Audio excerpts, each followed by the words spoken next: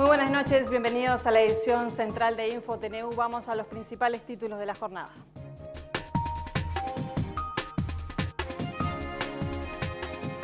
Conmoción en Maldonado por el asesinato de un niño de 11 años. Otro niño y un adolescente admitieron haber cometido el hecho. Medidas comerciales argentinas pueden provocar pérdidas de $3 millones, afirmó el director de la Administración Nacional de Puertos. En los últimos 3 años, las muertes por tuberculosis aumentaron 20%. La principal causa, el diagnóstico tardío. Polémicas declaraciones del ministro de Defensa, Eleuterio Fernández Huidobro, tras el acuerdo político entre blancos y colorados. En la mirada política, el profesor Gerardo Caetano analiza el nacimiento de la concertación para las elecciones departamentales. La Corte Argentina declaró constitucional la ley de medios respaldada por el gobierno. Walter Pandiani quedó descartado para el partido que Miramar va a disputar el sábado con Peñarol porque arrastra una sanción. Lo ven en titulares: el asesinato de un niño de 11 años conmueve la sociedad de Maldonado. Un niño de 11 y un adolescente de 14 admitieron haber hecho este crimen. El director del INAU, Diego Barbosa, dijo que debe considerarse como un hecho aislado y que la rehabilitación debe incluir a las familias. El hecho ocurrió en un asentamiento en la zona de Cerro Pelado, en Maldonado. ¿Estos menores tienen familia? ¿Cuál es la situación de los menores involucrados? Sí, tienen familia. Estuvimos conversando con algunos adultos. Insisto en el tema de la responsabilidad, la define la justicia, por lo tanto supongo que una vez que se pronuncie la justicia tendremos más elementos. Y lo que sí, bueno, de ser estos adolescentes de 14 años y un niño de 11 años, bueno, seguramente puedan o no, de acuerdo a la justicia, pasar a disposición de INAU, ¿verdad? Lo que sí nos parece que es importante decir que en Maldonado, por ejemplo, ¿verdad? En los últimos 2 años, adolescentes menores de 18 años vinculados a homicidio, hay un solo caso, que la sociedad uruguaya, si bien esto es repudiable y que nos genera como mucho dolor, son hechos que todavía son aislados y que esperemos que sigan siendo aislados y que no formen parte, y que no van a formar parte, creo que, de la realidad de nuestro país. A esta hora el Ministerio del Interior brinda una conferencia de prensa para dar detalles de lo sucedido en el último motín registrado en el establecimiento carcelario Concar. Recordemos que en la madrugada del miércoles 23, 2 reclusos fueron encontrados muertos en la azotea del módulo 1 de la unidad número 4, luego de un incidente generado la noche del martes que fue controlado en la madrugada del miércoles. El juez penal Eduardo Pereira dijo a InfoTNU que espera pericias técnicas y forenses y el listado de policías que actuaron durante el motín para luego interrogar. De ese motín participaron más de 150 reclusos, quedando 9 personas heridas. En tanto, el Instituto Nacional de Rehabilitación dispuso una investigación y otra indagatoria paralela fue ordenada por el Ministerio del Interior, el ministro Eduardo Bonomi. Por su parte, el ministro de Defensa, Eleuterio Fernández Huidobro, habló hoy sobre la alianza entre blancos y colorados para las elecciones municipales. Utilizó duros calificativos que generaron la inmediata reacción y polémica. Eleuterio Fernández Huidobro, ministro de Defensa, se refirió al acuerdo entre el Partido Nacional y el Partido Colorado de cara a las elecciones departamentales para Montevideo. Para la Intendencia Montevideo se sacaron el taparrabo, es sexo explícito, es pornografía así, abierta, van juntos. Lo cual está bien, hay que hablarle la verdad al pueblo uruguayo, ¿no? Pero en esos términos... Los que me entristecen más a mí son los blancos, que ya votaron una vez a un Valle, que para un blanco votar a Valle, la verdad, yo le dije a Larrañaga, votaste a Valle. Fernández Huidobro reconoció su pasado blanco y afirmó que la oposición política ha dejado de lado la ideología histórica de sus partidos con el objetivo de llegar a como dé lugar a la intendencia capitalina. Sin decirlo, con taparrabo, con hojita de parra. ¿Cree que la intendencia... Con tanga, era con tanga, ahora ya no, es en bola nomás. Nos hacen un inmenso favor. Ahora se va a unir toda la gente para saber qué enemigo tiene frente, ¿no? Pero más allá de como usted lo dice... Y la próxima que viene es para las elecciones nacionales, ¿eh? No le quepa duda. Fernández Huidobro realizó estas declaraciones luego de participar del almuerzo de la Asociación de Dirigentes de Marketing. Y los dichos del ministro de Defensa fueron temas en las redes sociales. Legisladores del Partido Nacional y el Partido Colorado dieron su expresión sobre estos dichos. Luego de los dichos del ministro de Defensa, Eleuterio Fernández Huidobro, respecto a la unión del Partido Colorado y el Partido Nacional para la Intendencia Capitalina en las próximas elecciones nacionales, se dieron contestaciones en las redes sociales. El diputado Javier García puso en Twitter: Fernández Huidobro es un sinvergüenza inmoral, sus dichos comprometen al gobierno, ¿Mujica respalda a este inmoral como su ministro? ¡Qué baja estofa! El diputado Jorge Gandini, por su parte, puso: un ministro de Estado en este estado da vergüenza. Los uruguayos no lo merecen. Si lo único que tienen son agravios, el acuerdo va muy bien. El senador Pedro Bordaberry escribió: quienes ejercemos cargos públicos tenemos que dar ejemplo con nuestros dichos y acciones. Si no lo hacemos mal, podemos pedirlo a otros. El diputado Luis Lacalle Pou escribió: cuanto más arriba se está, más responsabilidad se tiene. El coraje es otra cosa, una vergüenza. El senador Gustavo Penades escribió: lo de Fernández Huidobro es de tal bajeza que no merece la más mínima contestación.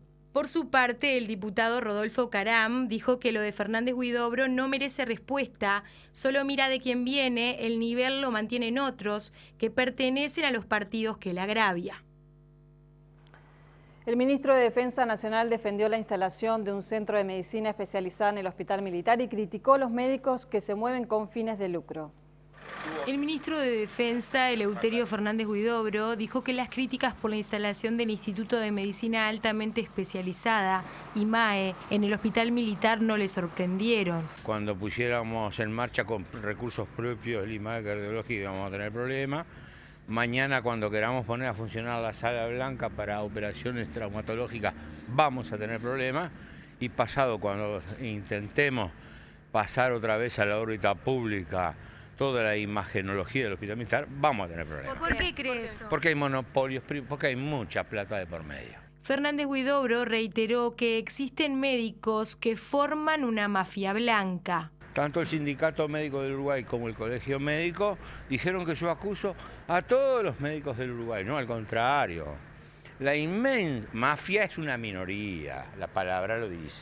La enorme mayoría de los médicos uruguayos y las médicas uruguayas son víctimas de una mafia blanca que hay entre los médicos, que es una minoría monopólica que discreción. Yo les pregunto a ustedes, ¿por qué tuvimos que traer médicos cubanos para colocar lentillas para arreglar las cataratas? A ver, ¿por qué?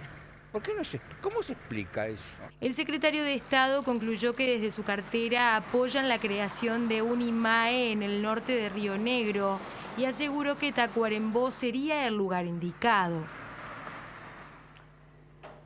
Pasamos a otros temas. Los dirigentes del sector supermercado de Fuesis aprobaron el preacuerdo alcanzado con las cámaras empresariales y el gobierno. El acuerdo incluye un 5% de aumento más inflación y un 3% extra desde el 1 de julio. Además, se flexibiliza el acceso al presentismo, cuyo monto será incrementado. El sector era uno de los más complicados en la negociación por los consejos de salarios. Ayer la movilización del PIT-CNT marcó un fuerte apoyo a este gremio y en los últimos meses otras ramas se movilizaron en su favor. El diputado Lacalle Pou plantea que el sistema político apoye la gestión de Cancillería ante las medidas argentinas que perjudican a los puertos uruguayos. Se estima que la baja en la operativa hará perder casi 3 millones de dólares y 100.000 contenedores por año. El tema se encuentra en la órbita de Cancillería y Ministerio de Transporte. Desde este martes, una disposición del gobierno argentino prohíbe que el transbordo de cargas de exportaciones originadas en puertos argentinos se realice en países del Mercosur. La norma solo alcanza a Uruguay. Esta era una medida que había sido anunciada hace más de un año y había sido detenida por cuestiones, vamos a decir, de acuerdo en la Cancillería. Se había logrado llevar a la detención y bueno, y ahora se disparó la medida. Ahora la ANP y los privados elaboran informes para los negociadores de Cancillería. Haciendo números, mirando cuáles son los puertos que suministraban carga a Montevideo, cuál era el destino de la carga, cuáles eran las navieras. Estamos simplemente evaluando para poder hacer un informe final. La medida sorprendió a los operadores portuarios y a las autoridades. Sin las cargas argentinas, se pone en duda la viabilidad futura de las terminales uruguayas como plataforma de cargas regionales. Se apunta ahora a otros mercados. Ya veníamos apuntando a él, que es el mercado paraguayo, que sí necesita transbordo para salir al mundo. Y bueno, tratemos de ser los mejores, los únicos, la puerta de entrada de Paraguay. También de Bolivia, pero por ahí vamos. Desde el Centro de Navegación se dijo que la situación es grave porque se puede perder masa crítica de contenedores y la terminal Cuenca del Plata, por ejemplo, los productos congelados que llegan desde el sur argentino. Para la Administración Nacional de Puertos no es una cuestión de dinero solamente. Nosotros como administración somos afectados en imagen, porque el volumen va a bajar, pero no afectados económicamente. O sea, los ingresos para el ANP no son grandes. Es decir, hay una estrategia de tener el transbordo para fomentar otras cosas, no como fundamento de mantener la empresa. Los primeros datos sitúan en 100.000 contenedores menos por año y hasta $3 millones menos en las arcas de la ANP. El análisis de la constitucionalidad o no de la ley de liquidación de Pluna llegó este miércoles a una de sus etapas finales en la Suprema Corte de Justicia. Según supo InfoTNU, los 5 ministros tienen posición, pero tomarán resolución la próxima semana después de recibir un informe de todas las partes involucradas. La ley aprobada en 2012 permitió excluir del remate a los aviones Bombardier. Los 5 ministros de la Suprema Corte de Justicia resolvieron esta tarde admitir un informe in voce el miércoles próximo para que el accionante, el Poder Legislativo y el Ejecutivo realicen descargos luego que la ley de Pluna ya fue analizada por los 5 ministros de la Suprema Corte de Justicia. Cada una de las 3 partes expondrán sus argumentos durante 10 minutos y luego los ministros eventualmente podrían modificar su posición. Los ministros de la Suprema Corte no analizaron este miércoles si la normativa es o no constitucional, porque aguardarán entonces el informe in voce. Toda decisión en una acción de inconstitucionalidad solo tiene efectos para la persona que gestionó. De modo que no es que la ley se declare inconstitucional, sino que se declara inaplicable para ese caso concreto. La ley sigue vigente. Para el que no hace la gestión en la Suprema Corte de Justicia, es como si siguiera todo igual. El abogado Ricardo Olivera García fue quien redactó la normativa que permitió excluir del remate a los aviones. O se presenta el interesado y se hace otro trámite de declaración de inconstitucionalidad, o el Poder Ejecutivo toma una decisión que vaya por la línea de la decisión de la Corte. Esto si fuera la declaración de inaplicabilidad en el caso concreto. El 10 de septiembre de este año el estudio divulgaba en un comunicado que el Fideicomiso de Aeronaves, que mantenía la titularidad de los aviones de la aerolínea Pluna, vendió 3 de los aviones a Alas U. Esta es, indicó el comunicado, la nueva compañía uruguaya creada por las asociaciones de los ex trabajadores de Pluna, sociedad anónima que planea aplicar los aviones para operar una nueva aerolínea de bandera uruguaya. La directiva de Alas U y ex trabajadora de Pluna, Sabrina Acevedo, dijo a El País esta tarde que están tranquilos porque la cooperativa ya compró los aviones. Son nuestros, indicó. Tenemos el compromiso de compraventa, están en el registro de aeronaves y no hay manera de volver atrás. No sé cómo se puede caer una venta, comentó. En tanto, Nicolás de los Santos, también directivo de Alas U, dijo a InfoTNU que si bien acordaron por el momento no realizar declaraciones públicas, lo declarado por su colega es correcto. La ley creada, que excluyó del proceso concursal a los aviones de la ex Pluna, fue cuestionada por varios juristas. A partir del año que viene, los reclusos del CONCAR y del Penal de Libertad podrán hablar con sus abogados a través de videoconferencia. El sistema fue inaugurado hoy por los integrantes de la Suprema Corte de Justicia, junto a una sala interactiva que lleva el nombre del extinto magistrado Nelson García Otero. El avance de la tecnología llegará hasta las cárceles a partir del año que viene. Es que la Suprema Corte de Justicia ya tiene habilitado un sistema de videoconferencia que será utilizado para que los reclusos y los integrantes de la Defensoría Pública puedan comunicarse. Se ha acordado con el Ministerio del Interior un sistema para que la Defensa Pública, en lugar de concurrir a visitar a sus internos, a sus defendidos, estos internos lo van a poder hacer en un sistema de privacidad absoluta en el que van a estar solamente con la cámara de televisión y con el aparato de televisión, y la Defensa Pública desde esta sala va a poder comunicarse y transmitirle todo lo que sucede en su causa sin necesidad de ir a ingresar al penal. Esto por ahora lo va a utilizar solo la Defensa Pública. Es posible que después se pueda extender a los defensores privados. Este sistema brindará una mayor seguridad porque se evitará los inconvenientes que pudieran provocar los traslados de reclusos a los juzgados. No es preciso que se traslade la gente porque las audiencias se pueden hacer con los testigos fuera del lugar donde de la sede judicial, sin tener que trasladarlos, sin tener que volverlos después a su lugar y naturalmente con más posibilidades, no solo para la justicia, sino también para la policía en los casos que tiene que trasladar ellos a los testigos, ¿no? Además, este sistema de videoconferencia servirá para mejorar la capacitación de todos los integrantes del sistema judicial. Se va a capacitar a todos los magistrados del país sin necesidad de que se trasladen, sin necesidad de que dejen sus cargos. Está instalado en cada capital departamental, en los juzgados letrados departamentales, un sistema parecido a este por el que recibirán las clases que dicten docentes en el Centro de Estudios Judiciales aquí en Montevideo. La corporación también inauguró una sala interactiva que lleva el nombre del ex magistrado Nelson García Otero, quien fuera destituido arbitrariamente por la dictadura militar en el año 1978 y que con la llegada de la democracia en el año 1985 fue designado ministro de la Suprema Corte de Justicia por la unanimidad de los votos de la Asamblea General del Poder Legislativo. El presidente José Mujica participó hoy en la nueva planta de investigación e innovación en biotecnología del Instituto Nacional de Investigación Agropecuaria, ubicada en la estación Las Brujas, en Canelones. El presidente reconoció y agradeció el trabajo de la comunidad científica. Con la inauguración de esta nueva plataforma de investigación e innovación en biotecnología, se está fortaleciendo esta área según el presidente de línea. Pero ahora con un enfoque más amplio, al tradicional trabajo en el área genética, en particular vegetal, como pudimos ver a lo largo de la mañana de hoy, incorporando las últimas disciplinas, herramientas y procesos. Por esto podemos decir que hoy estamos robusteciendo un área que ha trascendido a través de diferentes juntas directivas, diferentes contextos políticos y contextos económicos a lo largo de estos últimos 20 años. La biotecnología, que es política de Estado institucional, si me permiten utilizar el término. Por su parte, el ministro Aguerre destacó el rol de las biotecnologías como medio de superación y concebidas como una plataforma al servicio del ciudadano.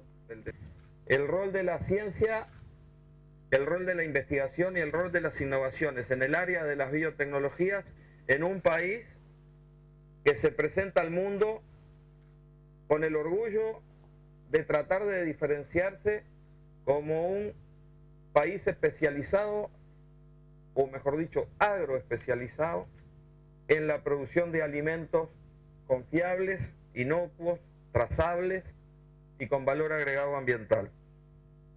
El presidente Mujica, por su parte, cerró el acto, destacando la importancia de la investigación local y la profesionalización en este medio. Y apenas señalar esto. Las ciencias biológicas no vale solo lo universal, obviamente que existen claves comunes.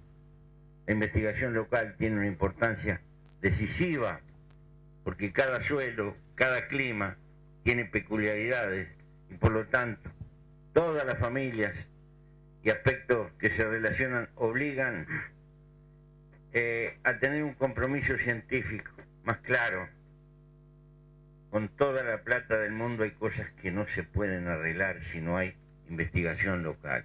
Gracias. Muchas gracias.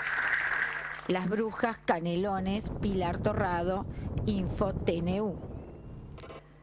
Antel llegará a la meta de instalación de Internet directa al hogar planteada para este año. Además, se anunció que habrá un aporte de $90 millones a rentas generales. La presidenta de Antel sostuvo que se llegarán a las metas previstas de conexión de Internet directa al hogar con fibra óptica y enumeró la lista de productos que proponen. La billetera electrónica es un tipo de contenido, aplicaciones de telemedicina, vamos a potenciar el portal de Adinet TV para que se produzcan mejores contenidos web, vamos a promover y a participar en la construcción de la más diversa gama de contenidos. También ahondó sobre Internet en zonas rurales. Cambiamos toda la infraestructura rural C, la tercera generación. Hay ya más de 25.000 clientes cambiados a 3G, todos ellos con un servicio universal hogares inalámbrico que antes no tenían. Así que para nosotros es una constante. La empresa espera aportar este año otros 90 millones de dólares a rentas generales, al igual que lo hizo el año pasado. Pasamos a otros asuntos. La Escuela Pública 259 de Montevideo recibe diariamente a 90 alumnos adolescentes con discapacidad intelectual. Hoy abrió sus puertas para mostrar su trabajo organizado en talleres de 10 diferentes áreas y allí estuvo Infoteneu. En Uruguay existen 5 escuelas con estas características. Una de ellas, la 259 en el centro. Son escuelas públicas que dependen de ANEP, bajo la órbita del Consejo de Educación Inicial y Primaria. Una decena de talleres funcionan en esta escuela 259 de Montevideo, que en esta jornada abrió sus puertas para mostrar un modelo educativo diferente. Hay talleres de confección, cuero, telar, encuadernación, carpintería, joyería, zapatería, peluquería y tecnología alimentaria. Son chicos que tienen problemas de aprendizaje y están estudiando, digo, para hacer una pasantía laboral. O sea, que tratamos de que ellos aprendan en el curso para que hoy o mañana puedan ser contratados para su experiencia, ¿no? La experiencia laboral para hoy o mañana para ellos. Los alumnos disfrutan lo que hacen y aprenden. Yo en el taller me siento bien. Me encanta hacer cosas dulces, saladas. Ayer ayudé a la profe a hacer la torta que nos encargaron. ¿Qué es lo más complicado, lo más fácil? Lo más complicado son las masas y eso. Pero aprendés ahí, así prestás atención, aprendés ahí. La idea es potenciar las habilidades de cada uno. Hay talleres que trabajan directamente con comunidad, como el taller de lavadero, el taller de zapatería, el taller de peluquería, y los otros realizan producciones que después nos presentamos en diferentes eventos para venderlos. Hacia el futuro, la intención es fomentar la inserción laboral de los alumnos en empresas privadas y públicas. La jornada de este miércoles fue un día de fiesta para la escuela. Los departamentos de Artigas y Río Negro concentran el mayor porcentaje de embarazos adolescentes según un estudio de la Universidad de la República sobre desigualdad territorial. Repasamos el informe. El estudio sobre desigualdad territorial realizado por el Programa de Población de la Facultad de Ciencias Sociales de la Universidad de la República indica que los departamentos con mayor porcentaje de madres adolescentes son Artigas y Río Negro, ambos en un 14%. Por el contrario, Cerro Largo y Rocha, que eran departamentos con elevados porcentajes, redujeron estos guarismos a 12,41% y 10,71% respectivamente. De acuerdo con estos datos, los departamentos con menor porcentaje de madres adolescentes son Colonia, Florida, San José, Canelones, Montevideo, La Valleja y Maldonado, según estos datos. En Montevideo, en algunos barrios el porcentaje de embarazos adolescentes es cercano a cero, Carrasco, Pocitos, Punta Gorda y Punta Carretas, mientras que llega hasta el 14% en Manga y a 17% en Toledo Chico y Casaballe. El informe concluye que los barrios del cinturón de la ciudad, donde se ubican los hogares con peores niveles de bienestar, concentran los mayores porcentajes de madres adolescentes, mientras que los barrios que se encuentran en la costa de la capital, que alcanzan mejores niveles de vida, tienen un porcentaje de madres adolescentes muy bajo. En el caso de las jóvenes uruguayas con 2 o más necesidades básicas insatisfechas, algo más de 1 de cada 5 adolescentes son madres, mientras que entre las adolescentes con necesidades básicas satisfechas, el porcentaje de madres es muy pequeño, según datos del censo del 2011 que recoge el informe. En los últimos 3 años, los casos de tuberculosis aumentaron un 20%. Esto se debe en gran parte al diagnóstico tardío de esa enfermedad, casi olvidada por la población, pero también por los médicos. En el año 2012 hubo 820 casos de tuberculosis en Uruguay, unos 100 más que hace 2 años y 200 más que en la década pasada. Este aumento de un 25% despertó la atención de las autoridades, ya que gracias al trabajo de la Comisión Honoraria para la Lucha Antituberculosa, la cantidad de casos se mantenía estable.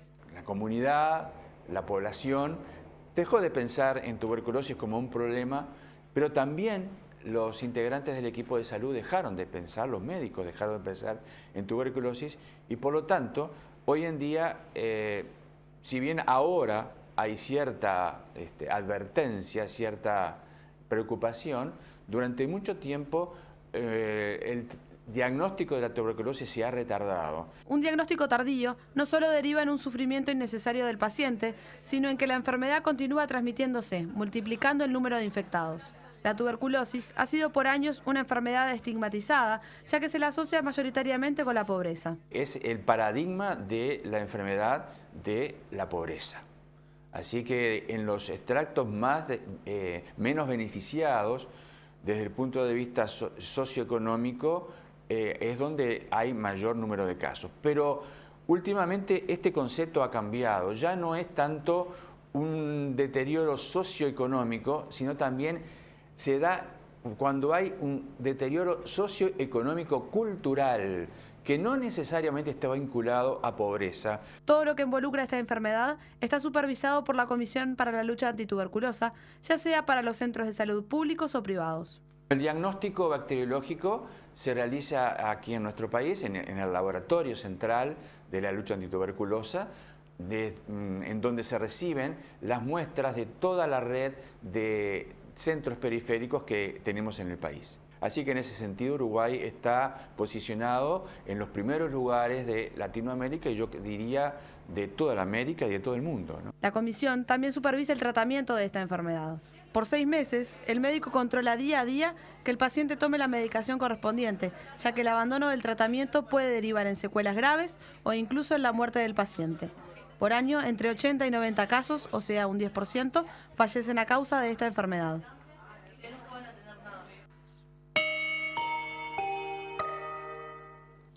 Los precios mayoristas mostraron un aumento de 0,53% en octubre, de acuerdo con el índice de precios al productor de productos nacionales que elabora el Instituto Nacional de Estadística. En lo que va del año, la variación acumulada del índice se situó en 8,59%. El dato económico lo aporta el Instituto Uruguay 21. Ahora vemos las cotizaciones de las principales monedas. La cotización de la moneda es una presentación del Banco República, el banco del año. Bajó el precio del dólar, que en la compra cerró a 21.20 y en la venta 21.75. También bajó el dólar interbancario billete a 21,504. Se mantuvo sin variantes el peso argentino, 1.80, 2.80. Bajó el real, 8.85, 10.35. Y también bajó el euro billete, 29 pesos en la compra, 30,10 en la venta. La unidad indexada al alza, 2,7081.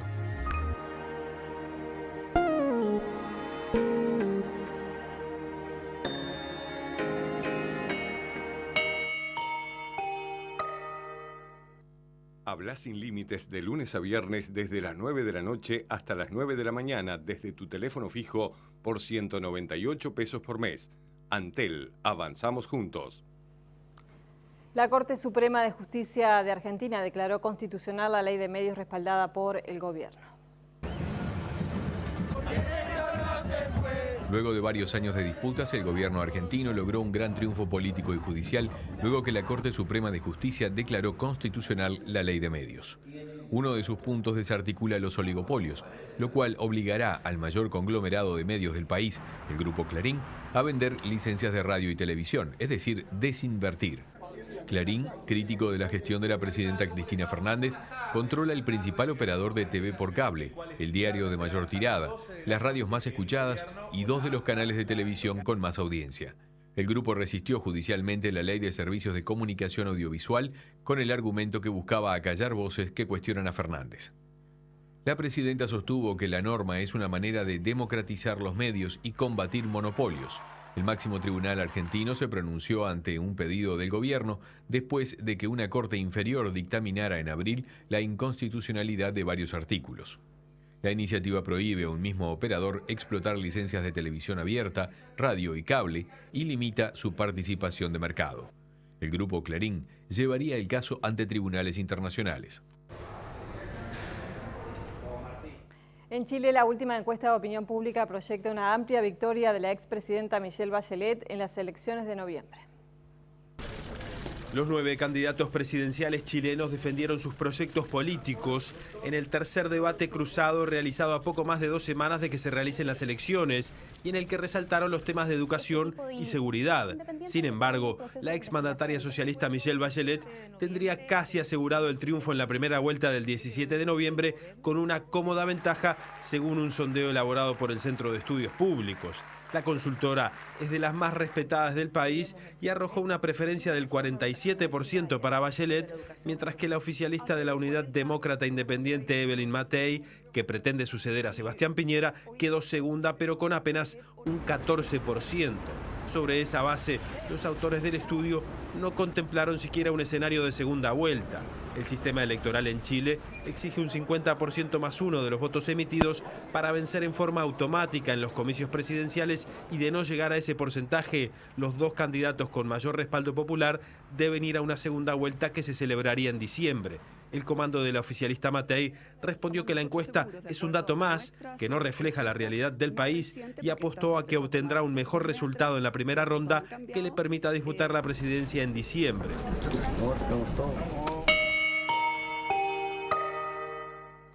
Buenas noches para todos. Los hermanos Cuevas estaban prontos para jugar en el Uruguay Open en dobles y juntos y era una de las grandes atracciones, pero no se presentaron los rivales, así que ya avanzaron y siguen. Pablo había ganado, Martín había perdido en individuales y mañana vuelve a jugar Pablo.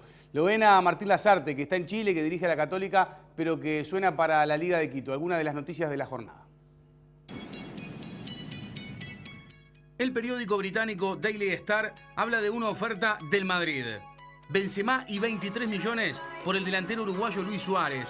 El Real Madrid quiere deshacerse del francés Karim Benzema y no solamente quiere a Suárez, necesita al delantero uruguayo. La operación está programada para enero.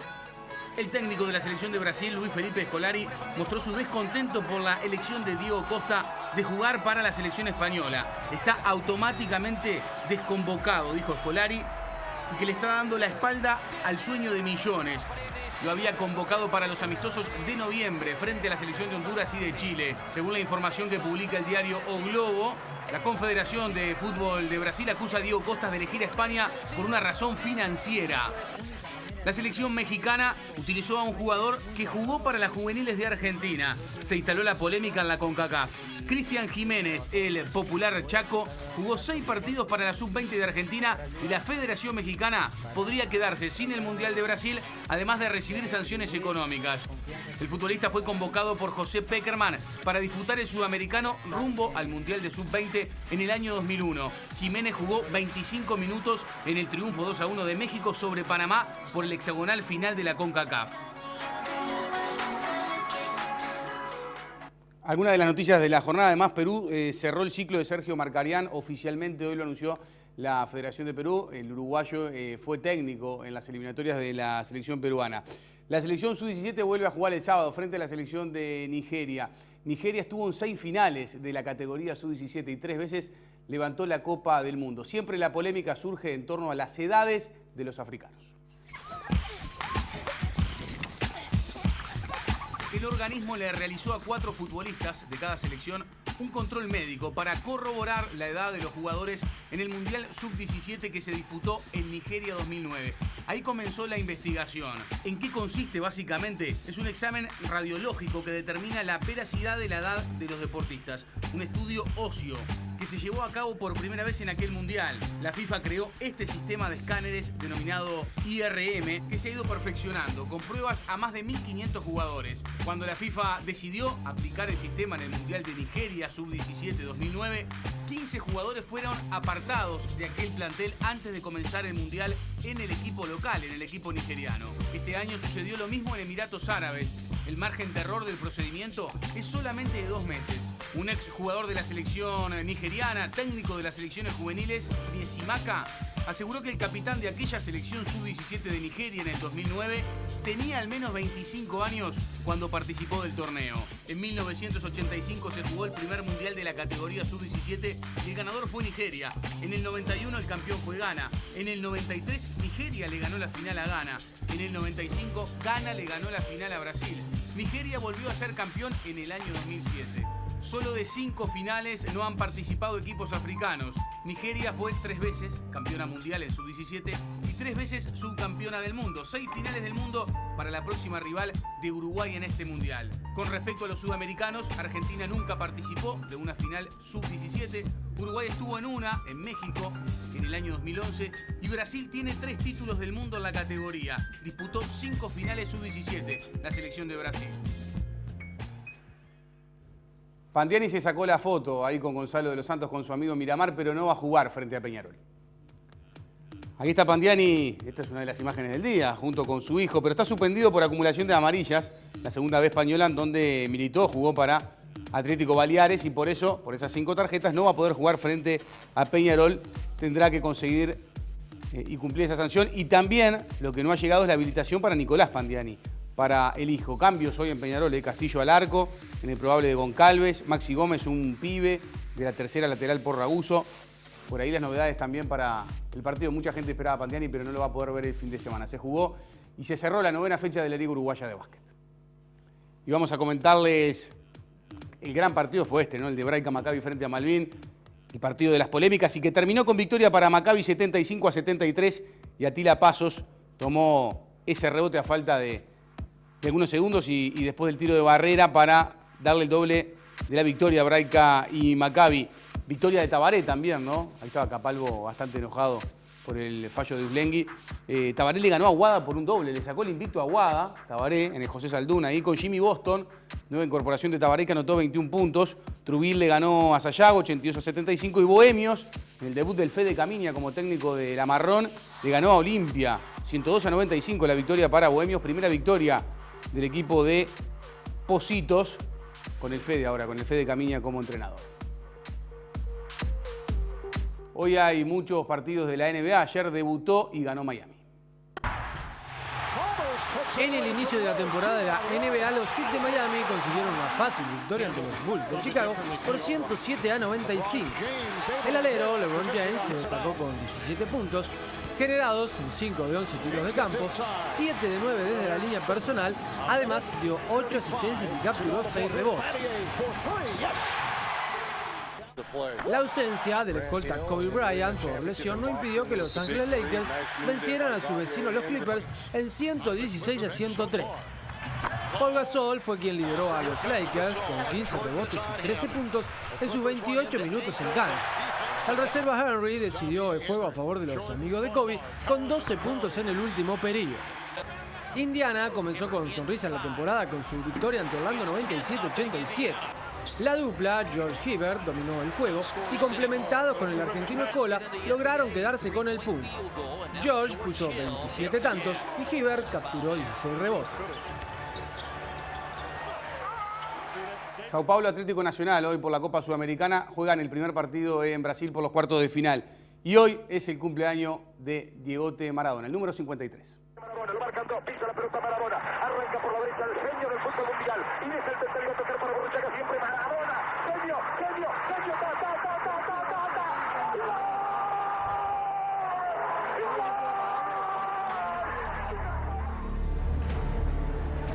Un 30 de octubre de 1960 nacía en Lanús quizás el más grande jugador de la historia del fútbol.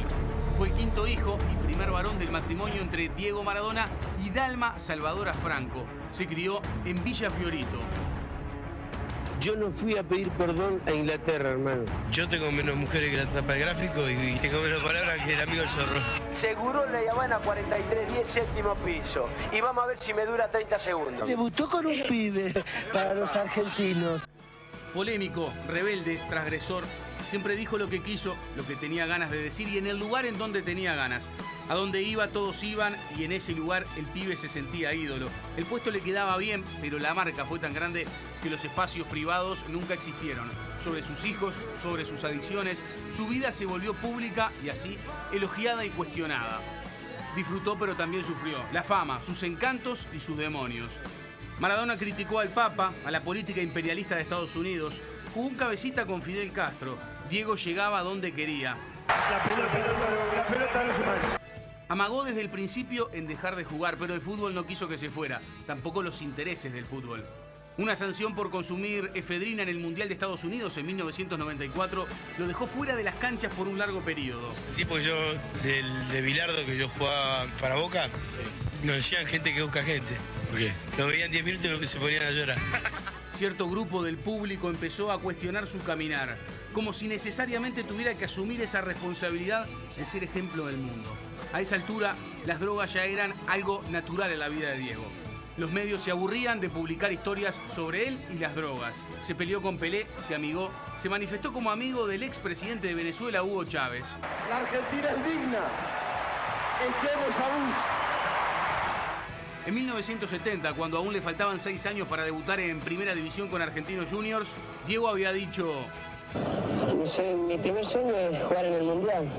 En México 86, de la mano del narigón Bilardo, se dio el gusto de ser campeón. Diego Armando Maradona, este 30 de octubre cumple 53 años.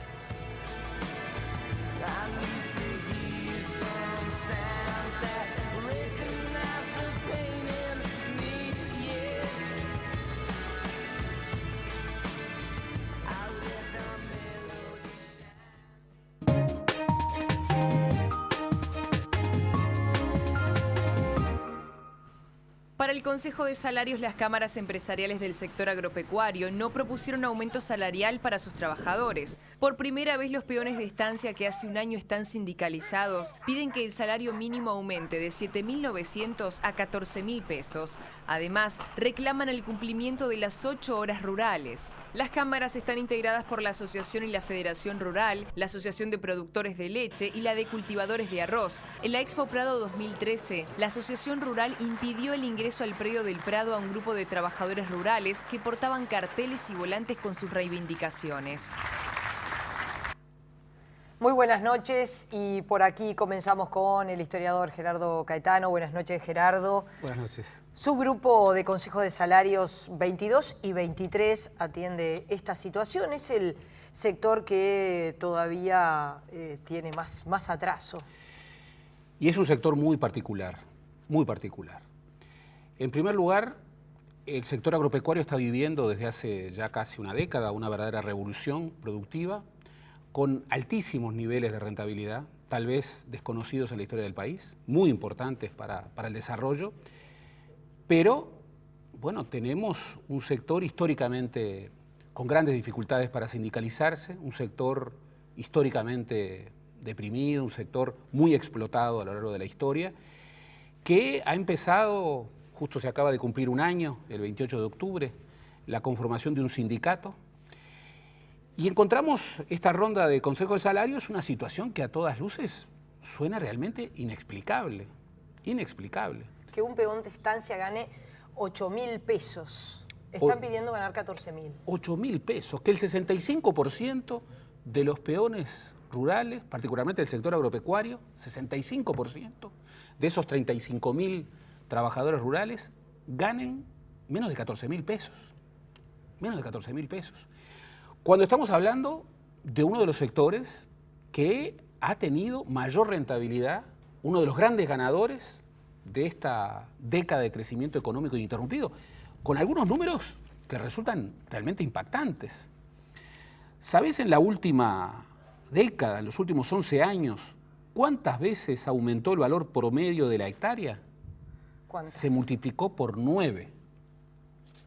¿Cuánto aumentó la demanda de tierras en régimen de arrendamiento? También por 9. Era el presidente de la República, José Mujica, que decía el valor de la hectárea pasó de $300 a $4.000, $6.000. Claro, en el año 2002 el valor promedio de la hectárea es $3.477. En el año 2003 era $420. En el año 2002 era $385. Estamos hablando de un sector que ha vivido realmente, bueno, una década de oro. Y ojo, hay que destacarlo. Al país le hace muy bien una revolución de este nivel. Hemos elogiado esta revolución en el sector agropecuario. Una revolución en donde hay transformaciones científico-tecnológicas de enorme nivel, donde el link entre producción e innovación tecnológica se ha dado en sectores claves, arroz, lácteos. en el sector de ganadería intensiva. Pero nos encontramos con esta situación. ¿Cómo es que este sector de empresarios puede llegar con una situación tan depreciada a nivel salarial de los trabajadores rurales a proponer, bueno, 0 aumento o a lo sumo 1% de aumento por año? ¿Puede una persona que además en la mayoría de los casos tiene este único trabajo y mantiene una familia, puede vivir con 8.000 pesos? ¿Puede vivir con 14.000 pesos? Que es el reclamo que hacen los trabajadores. Que hacen los trabajadores para marcar el salario mínimo. Realmente acá no hemos terminado de comprender algunas cosas. No hemos terminado de comprender el requerimiento del desarrollo. El requerimiento del desarrollo, por supuesto, para el sector agropecuario, para los empresarios, quiere decir rentabilidad, quiere decir involucramiento de alta tecnología, quiere decir, ¿por qué no? Porque acá hay un dato muy importante, inversión extranjera directa. Todos los que analizan el sector agropecuario indican que los empresarios extranjeros tienen con los trabajadores rurales mejor relación que los empresarios uruguayos. Según el censo agropecuario, los extranjeros fueron los que más invirtieron en avance tecnológico y los que además mejoran los salarios de sus trabajadores, mucho más que los empresarios nacionales. Entonces no se explica, aquí hay algo que realmente no está siendo bien pensado. No es pensable un gran salto en la rentabilidad del sector agropecuario, con gran enriquecimiento y con una situación totalmente depreciada de los trabajadores rurales. Aquí el PIT-CNT ha puesto su énfasis y lo ha puesto bien. Y esta es una causa que obviamente no es sola de los trabajadores rurales, es una causa que la opinión pública en general respalda con mucha firmeza. Me gustaría ver qué precandidato a la presidencia de la República está de acuerdo con esta situación. Seguimos con este tema, pero ahora te cambio para hablar de lo que pasó entre semana, que es finalmente se conoció el acuerdo entre el Partido Nacional y el Partido Colorado, será el Partido de la Concertación. Ese es el nombre que se le ha dado y bueno, y se presentó públicamente. Bueno, algo previsible, algo anunciado, pero finalmente confirmado. Habrá un lema común, Partido de la Concertación es el nombre. No ha terminado un proceso que exige una ingeniería electoral muy refinada, muy compleja, y que en los hechos va a generar una competencia electoral en el departamento de Montevideo inédita, luego de 25 años de gobierno ininterrumpido. Pero, obviamente, que como toda iniciativa política tiene consecuencias, efectos, desafíos múltiples. ¿Es el inicio de una convergencia política? En realidad no es el inicio, es un avance más en una convergencia política e ideológica que va a terminar, bueno, digamos, en un partido único, en una fusión.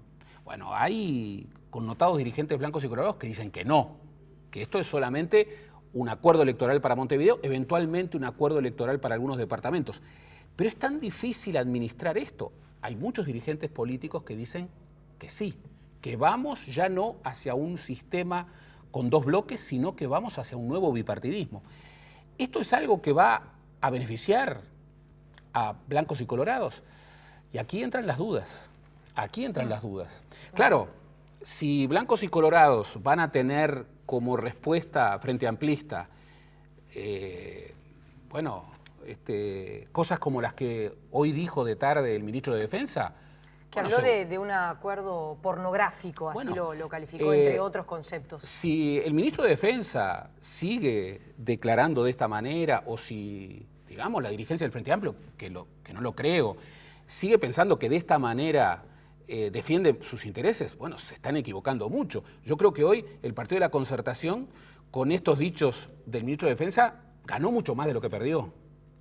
Y este tipo de agravios, que son incomprensibles, en realidad perjudican a quien los dice, no a quien los recibe. Aquí hay un gran desafío, porque por un lado va a haber competencia electoral, pero al mismo tiempo vamos a ver cómo responde el Frente Amplio. Yo sigo pensando de que el Frente Amplio en Montevideo va a tener 2 o 3 candidaturas, y sus candidatos van a ser candidatos mucho más fuertes. Creo que, por otra parte, el surgimiento del Partido de la Concertación no es solamente un deseo de algunos de los dirigentes. Es un deseo que de alguna manera es hijo de una gestión que tiene 25 años y que ha tenido, sobre todo en las últimas administraciones, señales de agotamiento muy importantes. El Frente Amplio tiene que dar una respuesta muy diferente. Después veremos qué pasa en la cancha. Una nueva decisión argentina que sorprende e impacta en el Uruguay, que se señala que es consecuencia o represalia de lo sucedido con la autorización por parte del Poder Ejecutivo uruguayo del aumento de la producción de la empresa UPM, y la respuesta de Argentina ahora, bueno, es esta respuesta de un nuevo bloqueo comercial. No es una medida más. Tal vez sea la medida más agresiva y la más grave de los últimos años. Es una medida que tiene un efecto económico muy negativo, pero que además va al núcleo, es una medida de una enorme agresividad. Recordemos que es que las exportaciones argentinas no pasen por los puertos uruguayos. Claro, no es un paso más en la tradicional lucha de puertos. No, no, no. Es un ataque directo, extraordinariamente agresivo, contra un proyecto de desarrollo que radica en Uruguay, que es el proyecto del Puerto Hub. Es el proyecto de ese puerto que, de alguna manera, no es solamente Montevideo, también es Nueva Palmira, define esa condición geopolítica que tiene Uruguay, de nodo logístico del Mercosur. Por eso es una medida extraordinaria, de un extraordinario nivel agresivo, y de alguna manera está estableciendo, bueno, que vamos a tener 2 años, los últimos 2 años de la presidencia de Cristina Fernández, muy difíciles. Hay que recordar, la última, que esto que está ocurriendo fue firmado por la propia presidenta Cristina Fernández antes de ser operada y antes de estar en su último encuentro con el ministro del Interior, Florencio Randazzo, la presidenta Cristina Fernández firmó este decreto, lo cual le agrega mucha gravedad. Por eso, ante una medida de este nivel de agresividad, mucha firmeza, mucha prudencia, pero también, ojalá, el respaldo de todo el sistema político nacional. Gracias, Gerardo. Hasta el próximo miércoles 20:30. Nosotros los invitamos a seguir con más Info TNU.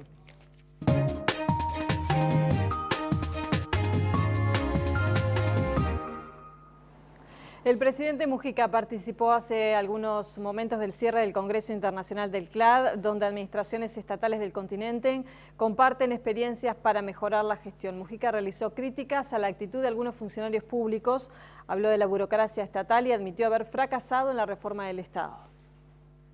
El funcionario público entra a aprender una cosa gloriosa. Estos se van y nosotros quedamos. Entonces, ese largo proceso de quietismo fue hipertrofiando en gran medida esta formidable herramienta que es el Estado. Impresiona en los 30, 35 primeros años de historia el empuje que tenía el Estado. ¿Y qué nos pasó?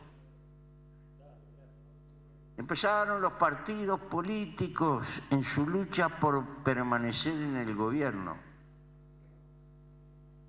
llenar la administración de gente, porque necesitaban respetar la clientela política, y más acá, y más allá, y más allá. No puedo con mi alma campesina, y además siempre está presa.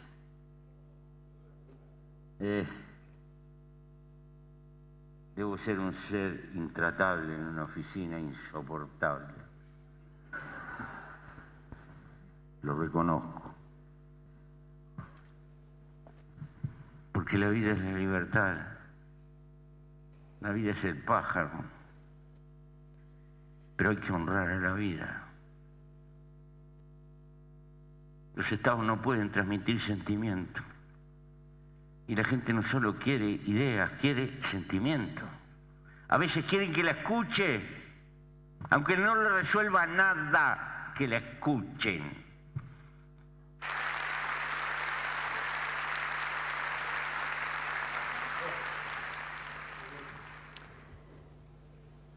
Vemos ahora el pronóstico del tiempo de Nubel Cisneros.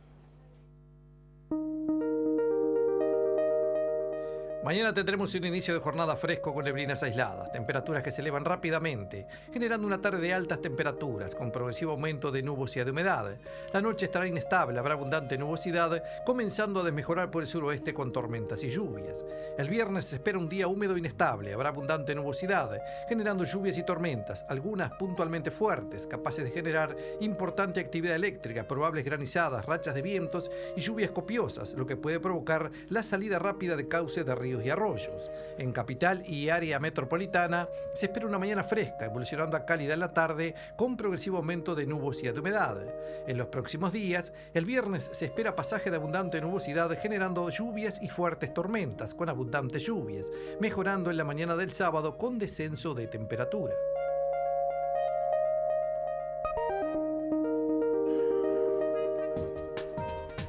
Nos vamos, continúen en TNU, ya llega Gran Reserva, más información en la edición de medianoche. Nosotros nos reencontramos mañana.